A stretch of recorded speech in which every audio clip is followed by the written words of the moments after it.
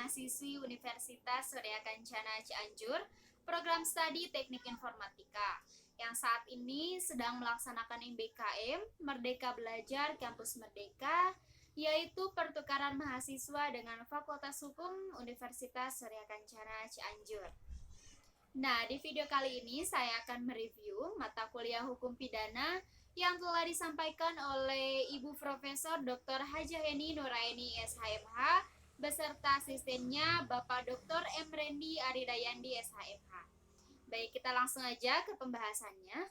Nah, di pertemuan kelima ini kita membahas mengenai bab 4, yaitu hubungan sebab akibat atau biasa disebut dengan kausalitas. Nah, yang pertama kita akan membahas tujuan dari ajaran kausalitas atau sebab akibat. Nah, tujuannya yang pertama yaitu untuk mengetahui adanya sebab akibat, yang artinya untuk kita menentukan ada atau tidak adanya tindak pidana itu atau tindak pidana tersebut. Tujuan yang kedua yaitu untuk menentukan pertanggungjawaban seseorang atas suatu akibat tertentu yang berupa suatu tindak pidana. Nah, ajaran kausalitas ini merupakan unsur objektif dari tindak pidana karena terdapat di luar diri pelaku, yaitu yang berupa perbuatan. Dalam rumusan delik, ditentukan adanya unsur akibat dari suatu perbuatan. Maka, untuk menentukan unsur perbuatan yang menimbulkan akibat itu, dipergunakan ajaran sebab akibat. Nah, yang pertama tadi kita sudah membahas tujuan. Selanjutnya yaitu membahas teori-teori ajaran sebab akibat.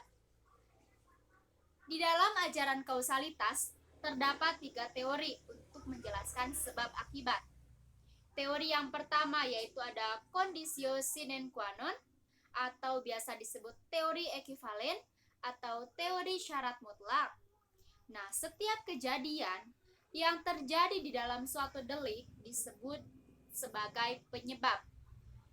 Jadi, apabila terjadi sebuah tindak pidana, dalam teori ini tidak ada pemisah antara syarat dan penyebab. Nah, teori ini diciptakan oleh von Bury yang berasal dari Jerman. Menurut von Bury, kausalitas itu adalah setiap syarat adalah sebab dan semua syarat mempunyai nilai yang sama. Karena apabila satu syarat tidak ada, maka akibatnya akan lain. Baik syarat positif maupun syarat negatif sama-sama sebagai penyebab timbulnya akibat. Sehingga jika salah satu syarat tidak terpenuhi, maka akibat konkretnya yang lain pula. Nah, di teori ini mempunyai kebaikan dan keburukan. Kebaikan teori ini adalah mudah diterapkan, yaitu kita tinggal mengurutkan saja siapa-siapa yang ada dalam kasus tersebut. Misalnya, di dalam kasus pembunuhan seseorang, nah kita perlu bertanya, kenapa si A itu meninggal? Kemudian sebelum A meninggal, apa sih yang dilakukan si A? Dengan siapa si A berhubungan dan sampai seterusnya hingga merentang ke belakang. Ilustrasi sederhananya begini. Jika A melakukan penganiayaan ringan kepada B, kemudian si B karena mengalami luka ringan, kemudian berniat meminta pertolongan ke dokter. Dalam perjalanan ke tempat dokter, si B ditabrak oleh C yang mengakibatkan si B ini meninggal. Nah, dari kasus di atas, terdapat 3 peristiwa yang berkaitan namun terpisah-pisah. Peristiwa yang pertama, adanya penganiayaan oleh A kepada B, tapi hanya mengakibatkan luka ringan dan bukan kematian. Kemudian peristiwa kedua, si B dalam perjalanan ke tempat dokter. Dan peristiwa ketiga, C menabrak B yang mengakibatkan matinya B. Jika menggunakan teori condition sine qua non ini atau teori mutlak dari von Bury, maka A dan C harus bertanggung jawab karena rangkaian perbuatan mereka yang mengakibatkan B mati.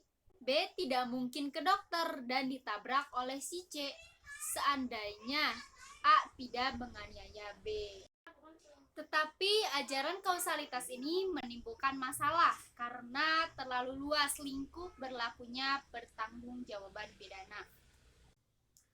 Nah, di dalam kebaikan terdapat juga keburukan atau kesulitan dari teori ini, yaitu terlalu membentang ke belakang sehingga orang yang tidak ada hubungannya dengan kasus tersebut akan kemungkinan bisa terjerat. Teori ini sudah lama ditinggalkan, sudah lama tidak dianut karena teori ini menemukan kesulitan dalam pembuktian terlalu membentang ke belakang. Nah, itu dia teori dari conditio sine qua non. Nah, teori yang kedua yaitu ada individualis, membedakan antara syarat dan sebab. Mengadakan pembatasan antara syarat dengan sebab secara pandangan khusus. Teori ini melihat secara konkret mengenai suatu kasus tertentu dengan mengambil pendapat sesudah kejadian atau post factum atau in concreto dalam menentukan akibat dari sebab dilihat dari rangkaian kejadian perkara tersebut. Intinya, pada teori ini berusaha mencari faktor penyebab dari timbulnya suatu akibat dengan hanya melihat dari faktor yang ada terdapat setelah perbuatan dilakukan. Nah, dengan kata lain, peristiwa atau akibatnya benar-benar terjadi secara konkret. Faktor penyebab itu hanya berupa faktor penyebab berperan terhadap timbulnya suatu akibat. Sedangkan faktor lain dianggap sebagai faktor syarat saja. Ada dua teori yang dikemukakan oleh Brickmeyer dan Dinding. Menurut Brickmeyer, mengatakan sebab adalah syarat yang paling kuat. Kesulitannya adalah menentukan faktor yang paling kuat. Intinya, sebab atau syarat yang paling kuat itulah yang menentukan. Kemudian menurut Binding, sebab dari suatu akibat adalah faktor yang menahan atau negatif dari serangkaian faktor yang unggul atau positif. Contoh dari teori ini misalkan si A berniat membakar gudang orang lain, kemudian ditempatkan kaca pembesar di atas tumpukan rumput atau jerami, sehingga jika matahari mengenai kaca tersebut dapat menimbulkan percikan api yang mengakibatkan kebakaran. Berdasarkan teori individualis ini, si A luput dari jerat hukum pidana sebab faktor terakhir adalah sinar matahari yang mengenai kaca pembesar tersebut. Nah, yang ketiga ada teori generalisasi. Teori ini melihat peristiwa sebelum kejadian atau antefaktum, yaitu serentetan syarat yang merupakan perbuatan manusia yang dapat menjadi akibat dari suatu peristiwa, yaitu dilihat dari perhitungan yang layak atau pengalaman hidup umum terjadi.